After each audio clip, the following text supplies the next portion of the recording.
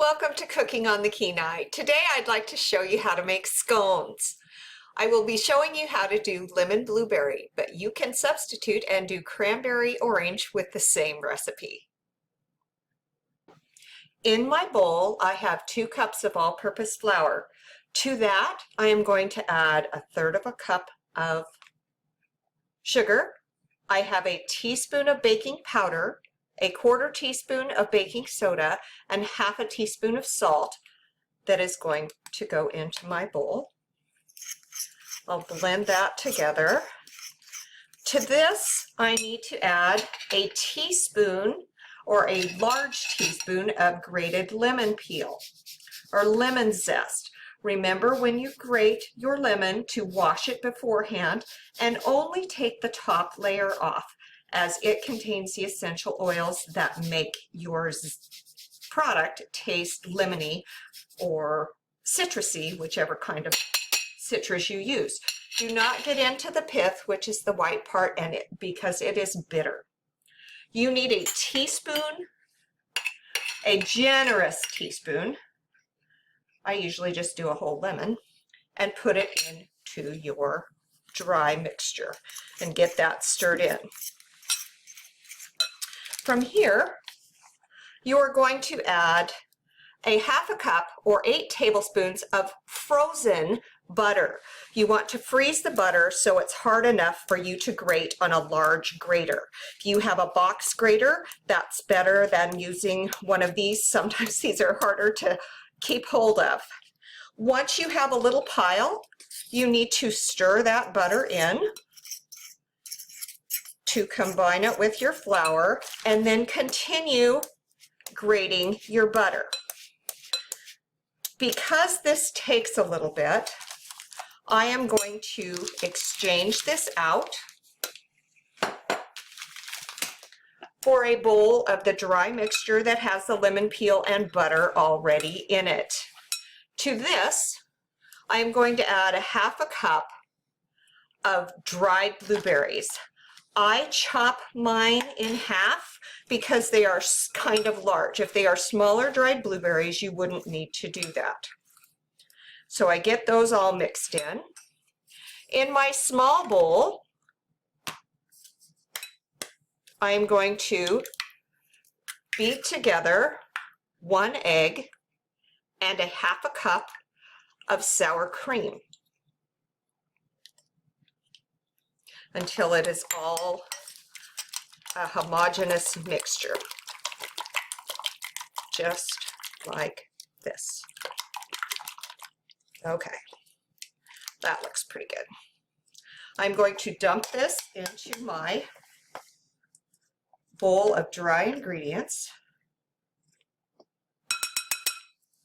and stir this with my fork to get it all blended together. This looks like it will not be enough moisture for this scone, but it will.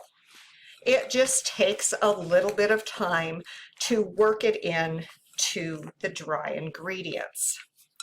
If you were planning on making cranberry orange scones, you would add a heaping teaspoon of the orange zest and 1/2 cup of your cranberries.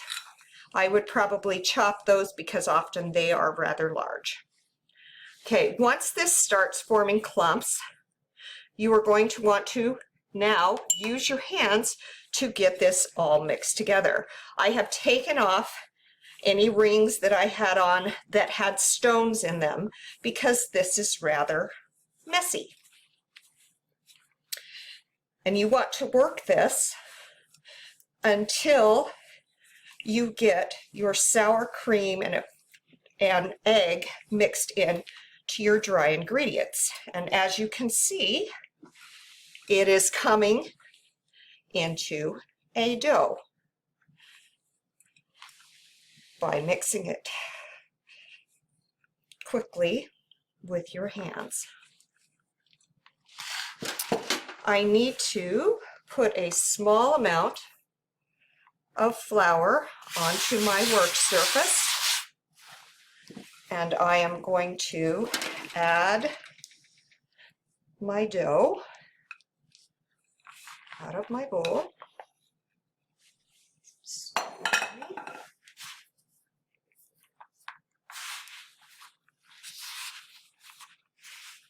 And as you can see, it's coming together quite nicely.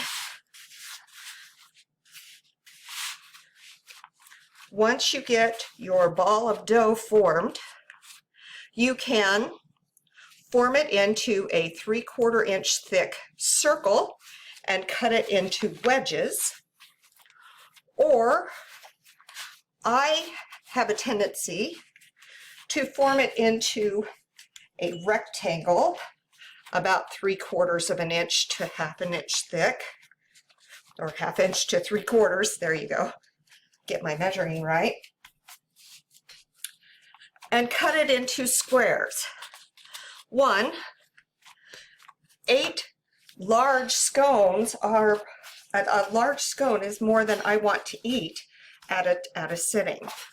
And so if I do it into a rectangle, I get more smaller scones, easier to eat. Now I know that my thumb width, not my nail, but my thumb width is 3/4 of an inch. So that's how I can measure that. I'm going to take my bench scraper and just cut it into pieces. Do not use a sharp knife if you are working on a mat like this, because you'll cut right through the mat. Been there, done that, not a good thing. The recipe calls for you to add a sprinkling of sugar on the top of your scones if you'd like extra sweetness. I usually don't do that.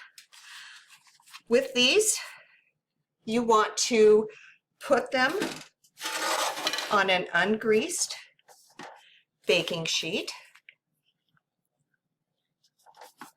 Spread apart a little bit so that they will brown on all sides. These will go in your oven at 400 degrees for let's see, how long do you put them in? You put them in for about 15 to 18 minutes. So I'm going to get these in the oven. Scones are often served with clotted cream or Devonshire cream. I am going to show you an alternative to those two creamy sauces. To make your alternative sauce, you need 1/2 cup of dairy sour cream, 2 tablespoons of sugar, 1/8 teaspoon of vanilla. Oops. And you stir that together.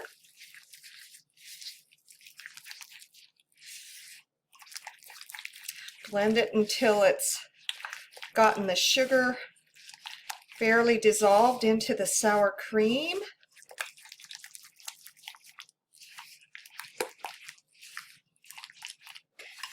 And pour it into a beautiful little bowl to serve with your scones. It is a sweet tart sauce that complements your scones completely.